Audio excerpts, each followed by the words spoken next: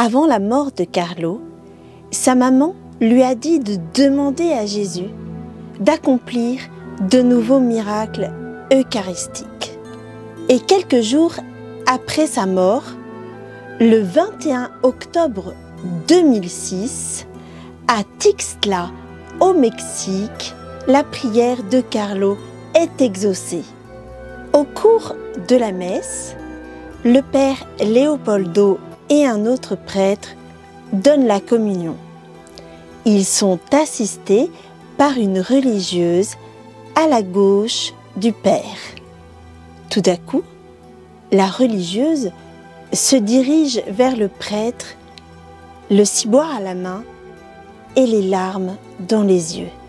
Sur une hostie, le sang commence à se répandre.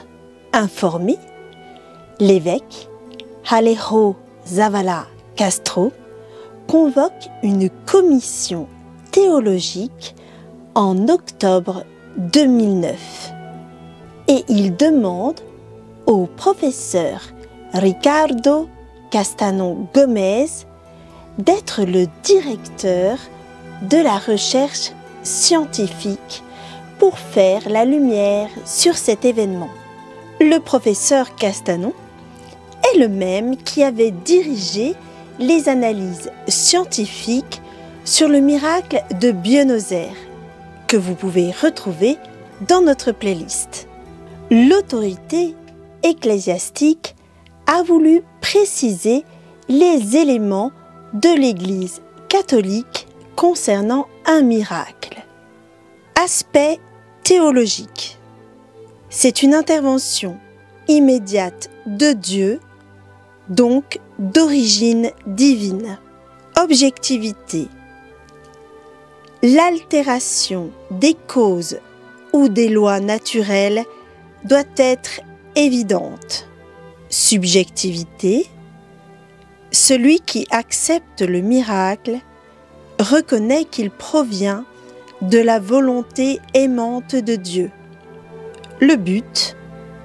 Le miracle doit avoir pour fin le bien d'une ou de plusieurs personnes.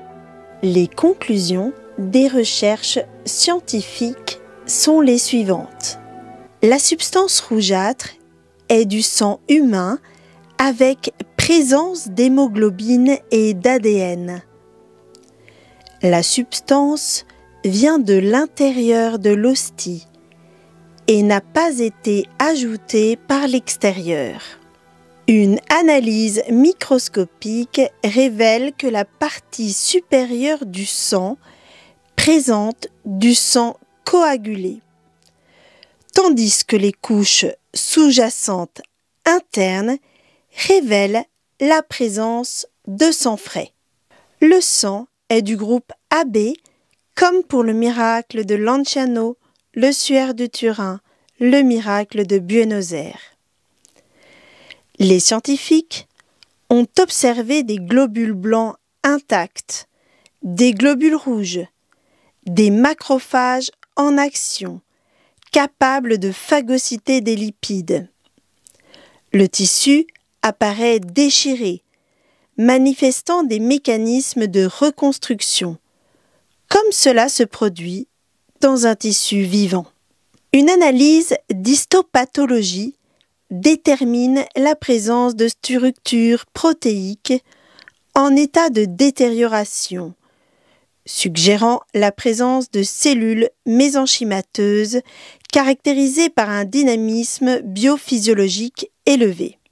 Enfin, des études d'immunohistochimie révèlent que le tissu correspond à un muscle cardiaque. L'évêque reconnaît le miracle parce que l'événement n'a aucune explication naturelle.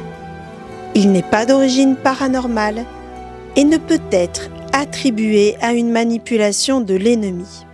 Le miracle sera reconnu par l'évêque de Tixtla le 12 octobre 2013, le jour anniversaire de la mort de Carlo Acutis, alors qu'il n'était encore que serviteur de Dieu, comme pour nous montrer que ce miracle nous a bien été obtenue par l'intercession de cet ami du ciel qui a tant aimé Jésus Hostie.